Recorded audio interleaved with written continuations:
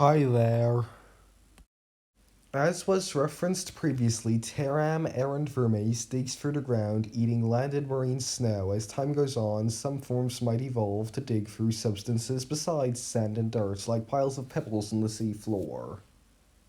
But just doing that would scratch up their skins, so to mitigate this, they may evolve chitinous scales to take the damage for them, and these scales will be replaced regularly since they also get damaged, similar to early ecdysozoans.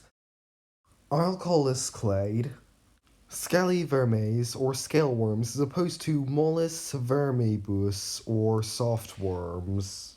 Okay, post-production lucky otter here. Something I forgot to mention is that they also have a special front guts that can be with scales in it that can be overted out to pull a sediment around them apart, to pull apart tougher sediments. I added this in much later when I wrote this, and I forgot to write it in before I actually voiced it over, and I'm just realizing this now. Oops. Now you have it. Other forms may begin living on top of the sediments. They may develop long, needle-like, but ultimately soft limbs. Of course, since they are radially symmetrical, they will have 4 legs on all 4 sides of a segment. And they may regularly roll over every so many hours to give their revolutionized limbs a break. These limbs may also be able to pick up on sounds, and they may prey on celipides living at the bottom of the sea. These forms also serve as an example of tagmosis, as the first 2 segments form a single head for feeding and sensory functions. The first segment's limbs may develop hard ends, which may develop into hard pinching claws used to catch prey, and the second segment's limbs may evolve into eye stalks.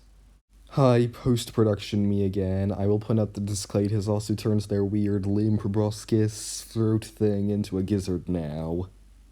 I'll call this clade tentacle vermes, or tentacle worms, as opposed to informis vermes, or limbless worms, terram-erunt vermibus, or legless worms. Outro time.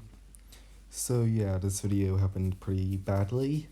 I basically procrastinated on starting it, ending up with a de facto break for like 2 weeks.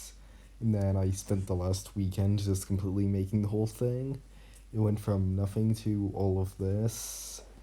Honestly, it could have been one of those videos that came out in 1 week, but hey, I'm not gonna hate myself over it. I'm not gonna beat myself up over it. But yeah, I definitely have rushed it out a bit. There definitely could have been more unique imagery put in, but oh well. So yeah, tired, so I'm gonna finish the outro here.